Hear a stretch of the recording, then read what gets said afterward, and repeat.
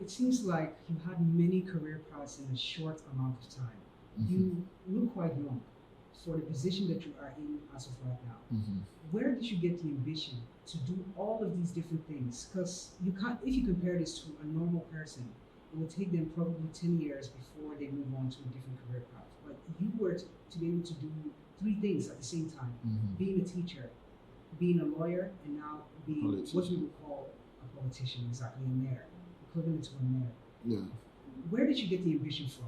I know you have been motivated by these different pastors, and but at the same time, you can get your motivation externally.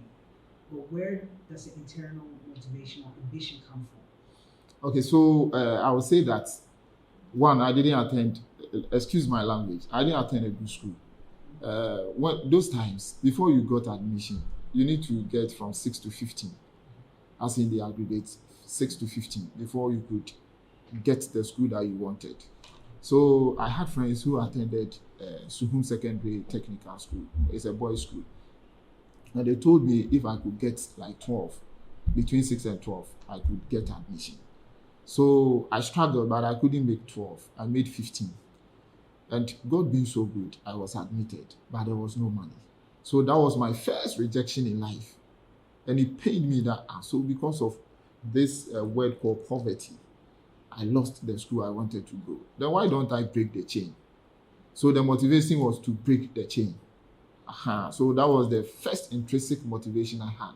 So when I got to PSTS, I saw my colleagues, and when you go to school fresh, they will ask you to stand up, which school. Somebody will say Jack and Jill, somebody will say Morning Star, all those big schools. Then I said Latte Methodist JHS. I said, wow. But we had some of them also coming from Latte Methodist, Anglican, Roman, and all that. But when you listen to the aggregates with which they came to the school and what I had, at the time I could say if you count the first 10, I should be one of them. So I realized that, oh no, then I could do better. So the intrinsic motivation started from there. And there was this story that was told by Kweji Agri, one of the early founders of Ghana. He gave a story that during Kwame Nkrumah's time, when he was at Achimota School, and the man said there was a farmer who went to farm and then saw an egg. So he picked the egg and brought it to the house. So the man had a hen which was also laying eggs. So he added the egg that he picked from the forest to that of the ones that the hen was laying. So later on, when the eggs were hatched, the bird that came from the one from the forest was different from the normal chicks.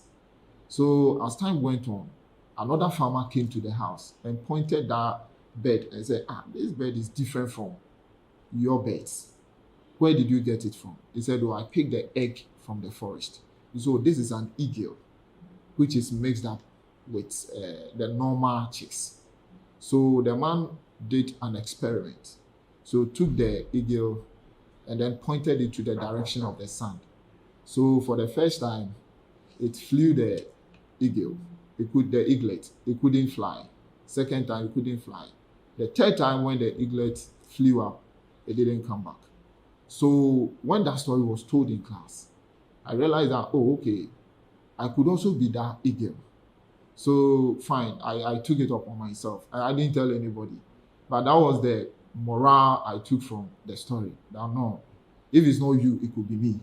So instead of it being you, why don't I say it is me? Then I am the eaglet amongst the chicks. This thing I haven't told anybody before.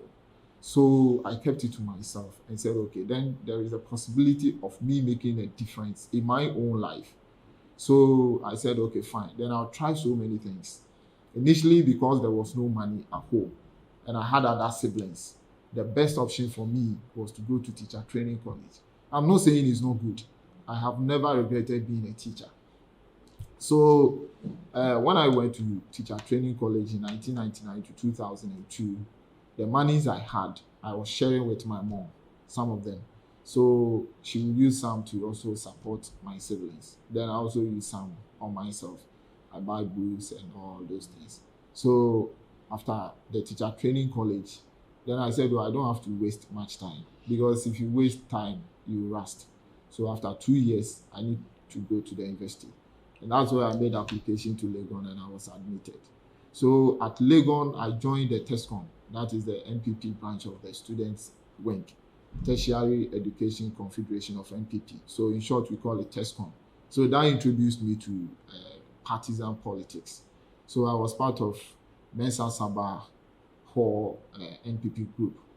So in Legon, I supported a lot of people, including the current parliamentary candidate for NPP over here, Honorable Sami Oku.